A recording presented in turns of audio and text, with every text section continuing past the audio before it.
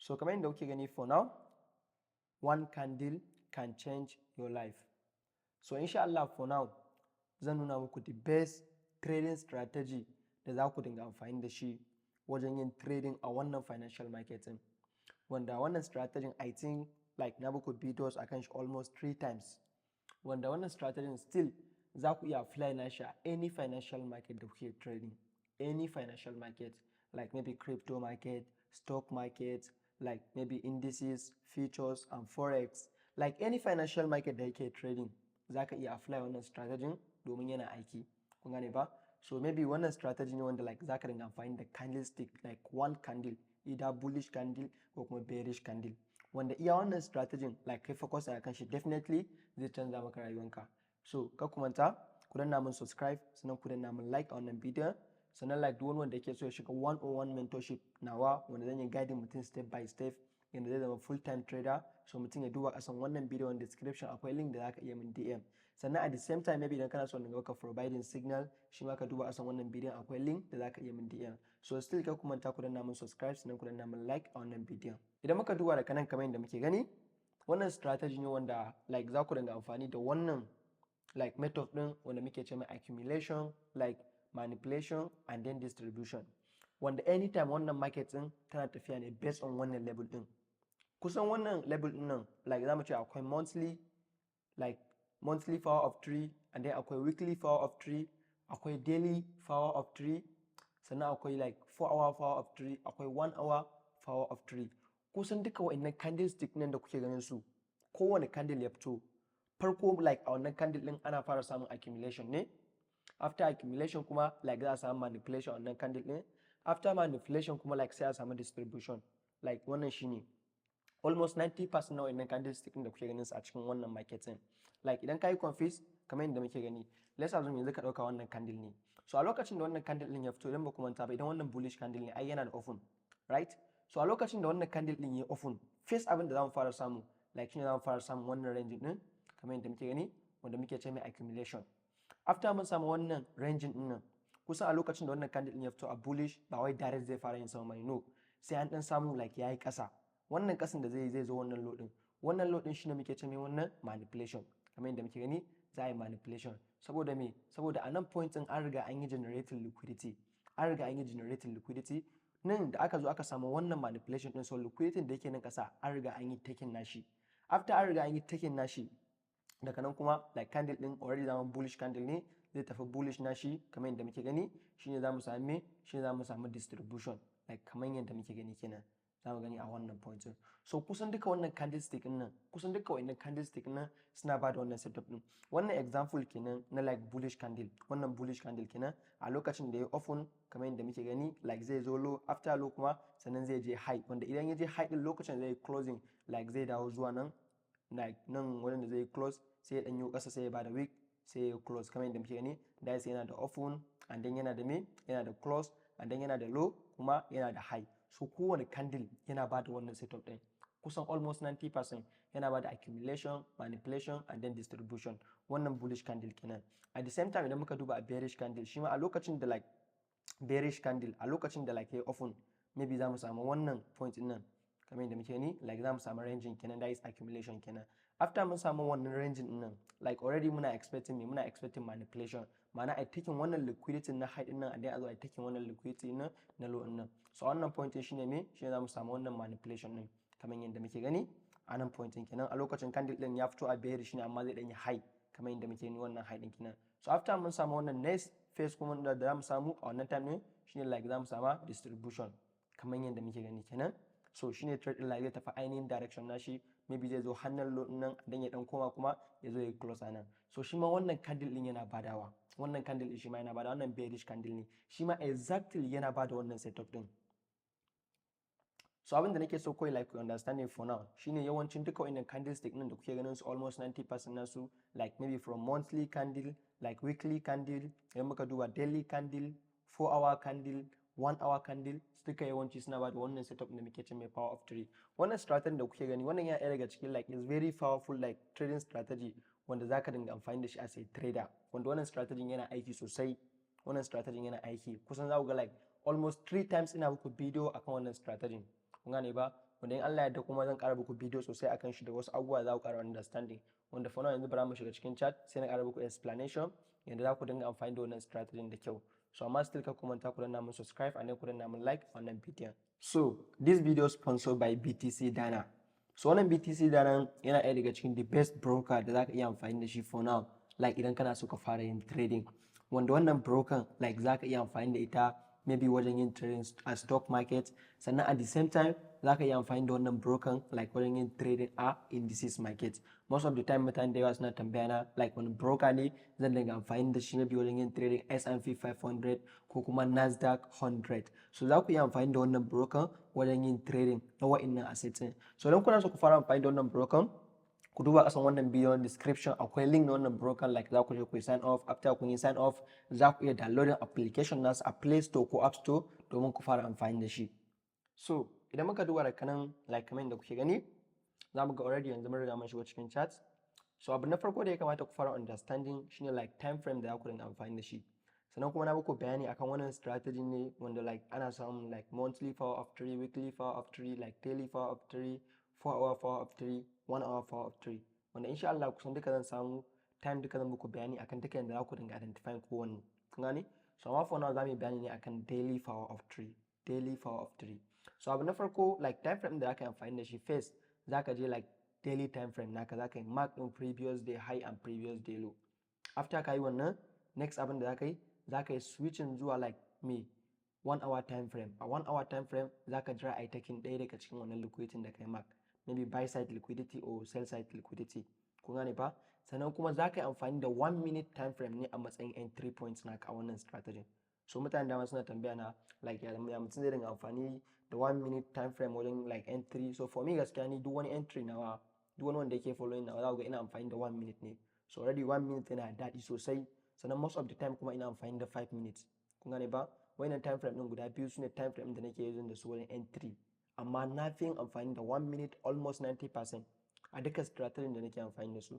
So abu na farko yanzu da muka duba daga nan like za mu zo nan sai mu mark din wannan low din, wannan shine previous low namu kamar yadda muke ni, and then za mu yi mark din wannan high din kamar yadda muke ni yanzu gashi mun riga mun yi mark, saboda a wannan akwai buy side liquidity, anan ma akwai buy side liquidity, ma'ana a nan point din akwai like abin da muke ce mai time based liquidity, nan ma time based liquidity, ma'ana wannan previous day high nan da previous day low nan akwai liquidity.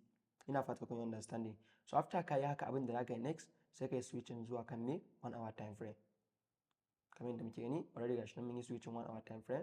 So a 1-hour time frame za ka jira a yi taking liquidity, kuna gani. So za mu gani daga nan point yanzu gashi an riga an yi taking wannan liquidity.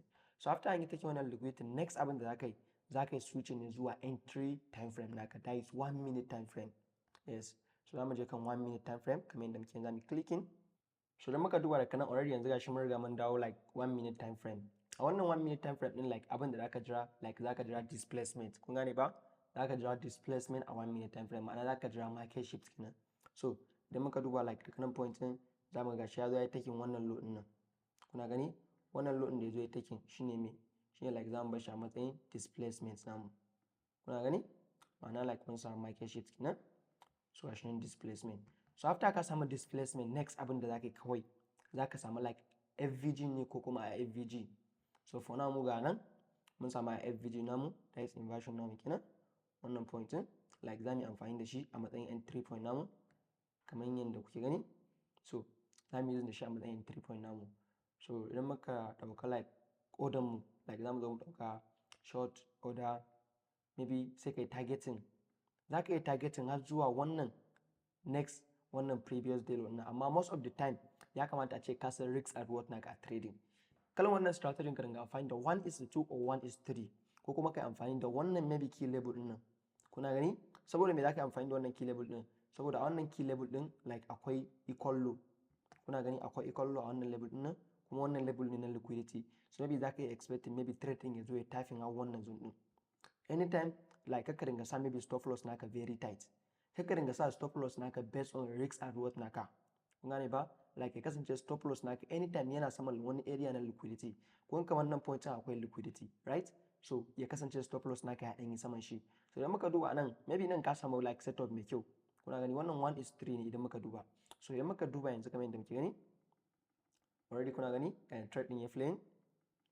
So kaga dama maybe idan trade din ya zo ya tafin wannan point nan na farko nan kenan, like maybe za ka yi break even a nan point din, ka gane kenan, maybe ko da trade din ya koma dai still like kana cikin profit. So wannan is very very important anytime, it's very important wannan. So kaga dama like maybe za ka yi break even a wannan point din nan, like a wannan point din idan ka yi break even za ka neman 1:3 ya baka almost 1:7 a wannan point din kenan. Idan kuma maybe ya ma yi expected level din naka, maybe za ka samu maybe full TP naka idan muka duba kamar yadda muke gani. So kun gani gashi nan, kun ga like already wannan full TP ne. So kun ga wannan example akan wannan strategy kenan. So wannan strategy ne da za ka dinga amfani da shi akan daily candle, kuna gani. So za ka yi amfani da like time frame from daily time frame, like 1 hour time frame and then 1 minute time frame za ka dinga amfani da shi wajen entry point. So kalan wannan setup din already za ku ga wasu suna targeting har zuwa wannan low din, kun gani, wasu za su iya targeting har wannan low din. Maybe idan muka yi playing za ga like trade din zai iya tafiya can, amma gani, kuna gani, and trade din yake playing, maybe wasu za su iya targeting zuwa wannan next liquidity. So wannan based on fashion naka ne a cikin market, kun gani, like amma ba kowa ne zai iya dadewa ka a trading, like ga trade yana mai kalan wannan move. Kuma anytime 1:1:3 like is okay, like risk reward ne mai kyau wanda idan kana using da shi ya koyi shi kai focus on trading, like za ga normal kana trade naka baka da wani matsala, kun gani, kun ga inda trade din ya playing, kun ga sai da ya kawo nan. So maybe wanda suka shiga cikin trade din nan like suka targeting har zuwa nan, za ku gani wannan kalan wanda suke neman risk and reward nan mai yawa ne. So ni sometimes ba na kalan trade nan. So anytime kawai 1:2 1:3 is okay for me ne gaskiya. So kuna gani ga trade din ya playing. So wannan shine like example na farko da za ku dinga amfani da shi akan wannan strategy. So idan muka duba da kana at the same time like zamu ga wannan example nan. So wannan example din shi ma abin da zamu yi still abin da muka yi apply a can shine abin da zamu yi apply a nan. Kar ku manta na ga muku wannan strategy ne wanda like baya ne din wai sai kai confirm din bias, maybe ka tabbatar bullish ne ko bearish ne direction din market, no baka ne din wannan, kun gane ba. Yes, so za ka yi mark din maybe low din kamar yadda muke gani. After ka zo ka yi mark din low din, like za ka zo ka yi mark din high din, that is previous candle kenan, kamar yadda kuka yi a wancan. So shine abin da za ku yi apply nan. After ka yi haka a daily candle sai kai switching zuwa 1 hour candle kamar yadda muke gani. So idan muka duba da kan yanzu gashi wannan shine range din nan between wannan high din nan da kuma wannan low din nan. So nan idan maybe kana expecting market din bullish za ta yi, za ka jira a fara taking wannan low din, kuna gani. So abin da zamu yi a nan yanzu zamu jira a taking wannan low din nan a wannan like time frame da muke cikin yanzu. So kamar yadda muke gani already gashi an riga an yi taking low. After an yi taking low a 1 hour sai kai switching zuwa entry time frame naka, that is 1 minute time frame kenan, kamar yadda muke gani already yanzu gashi mun yi switching zuwa 1 minute time frame. So most of the time first time da aka zo aka yi taking me, first time da aka zo aka yi taking wannan aka samu wannan manipulation din already kamar yadda ga muku ana zuwa a 1 hour ana taking liquidity sai kai switching zuwa me, sai kai switching zuwa 1 minute before mu a zo a samu wannan like consolidation din da yawa, kun gani, maybe a lokacin zaka zo ka same shi ne iya wannan point. So idan muka duba a nan zamu ga ai gashi nan already wannan shine manipulation din complete wannan point nan, wannan shine manipulation da muka samu kamar yadda muke gani. Like an zo an yi taking wannan liquidity ga wani consolidation din da muka samu a nan point din nan. That is idan muka duba nan za ga like zai ma baka power of trading kenan, kuna gani a nan kenan like an zo an yi taking wannan point din, zamu gani kind of trade din yayi, kuna gani an zo an yi taking nan, maybe anan akwai wani maybe 15 minute POI da ya zo ya expecting nashi. So kun ga anan kenan gashi like ka samu wannan setup din. To after ka samu anan already ka samu wannan shine abin da yake nufi. Anan shi ma still zaka jira displacement, already gashi nan anan ka samu displacement naka kamar yadda muke gani. So wannan point din already gashi nan like mun samu displacement, that is market shift kenan. Yes, so after ka samu displacement zaka jira ya return zuwa wannan level din nan. Idan muka duba da kanan like ga wani FVG ne da muka samu, so sai ka jira trade din ya zo ya tafi. Idan ka ga dama maybe da kanan point din like zaka isa limit order naka kai targeting maybe zuwa wannan high din, kun gane, like stop loss naka ya kasance nan ko kuma ka dan yi moving stop loss naka haka, ka gane, kada ka dinga sashi very tight. Idan muka duba like wannan 1:2 kenan, saboda me, saboda ai wannan liquidity da aka generating anan an riga an yi taking liquidity, amma wannan liquidity da yake wannan high din nan shi kuma ba a riga an yi taking nashi ba, kuna gani ba. Wannan ga equalize liquidity kenan a nan point kenan. So nan kana expecting maybe a zo a yi taking wannan liquidity, shi yasa kaga anan ka ƙara samun confirmation kenan wannan opportunity ne mai kyau da zaka yi amfani da shi. Amma before ka shiga cikin trade din an samu displacement ne sai ya dawo ya zo ya filin wannan 1 minute gap din nan before trade din ya tafi. So abin da zaka jira anan wannan shine confirmation din da zaka jira kenan anytime before ka shiga cikin wannan trade din. So kamar yadda muke gani gashi an zo an yi filling gap din. So zamu ga in muka duba daga can sama wannan shine height din da muke expecting. So already shi ma wasu za su iya targeting har wannan height din. So amma kai anytime 1 is 2 1 is 3 is okay. So kamar yadda muke gani zamu ga trade din yake playing wannan point din. Kuna gani? So wannan sometimes wannan pullback ne dole sai ka dinga idan dai ba za ka iya wurin pullback ba so gaskiya da wuya za ka yi ta loss ne a trading domin anytime za ka kana trading mai kyau amma kuma like za ka ga loss ɗin kai na fin profit da yawa domin market bayan da za a yi market tafi straight dole sai ta ɗan dinga baka wannan like tana ɗan shaking na ka gani kana tunanin like za ta koma tana wannan pullback ɗin tana wannan pullback ɗin. So amma wannan duk ba wani problem bane kai idan ka san ka sa komai naka like maybe ka sa stop loss ka sa take profit naka already ka san sometimes dole za ka yi loss sometimes kuma dole za ka yi profit so wannan duk ba matsala bane kun gane ba. So wannan pullback most of the time yana sa mutane suna tsoron market kun gane da zarar mutum ya ga ya fara pullback sai mutum ya kokari like ya ce zai fita kawai daga cikin trade sai kuma ga mutum ya dan fita da wani loss kuma dimo kana fita za ga trade din ya tafi kuma ya je tifi naka na san yawancin ku kuna facing like kalan wannan problem din kamar yadda muke gani sometimes ma zai dawo har zuwa entry point naka kamar yadda muke gani yanzu zamu gani yayin trade din yake playing nan. So most of the time wannan maybe yana faruwa ne maybe ran Monday za ku ga like market babu wani volume ranar kuna gani za ku ga market tana ta yin sideways yes so kun ga gashi finally gashi zamu gani ya zo nan ya zo ya taking wannan liquidity.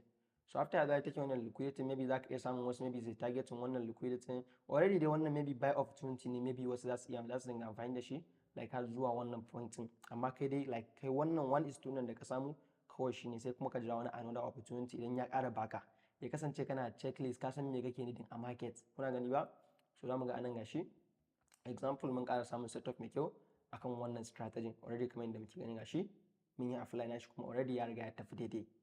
So wannan shine example na wannan strategy already kamar yadda na gaya muku one candle can change your life kuma definitely like idan kai focusing wannan candle ne wanda zai canza maka rayuwanka saboda wannan power of trade in conflict market in tana tafiya a wannan move ne like accumulation manipulation and distribution akwai like monthly power of trade akwai weekly power of trade like kalmar da suke swing traders kenan kun gane zan muku bayani insha Allah akan monthly and weekly idan na samu time sannan kuma like idan muka duba at the same time maybe akwai daily wanda yana muku example na daily power of trade sannan at the same time kuma like akwai wanda normal zaka dinga amfani da shi maybe 4 hour and 1 hour normal zaka dinga amfani da shi wanda wannan a rana ma zaka iya samun maybe set of guda uku like akan shi kun gane ba zaka jira maybe 4 hour candle ya fito ai taking low nashi and then ya tafi high nashi ko kuma ka jira like 1 hour candle ya fito ai taking low nashi sannan ya tafi high nashi wanda kuna ce mai CRT.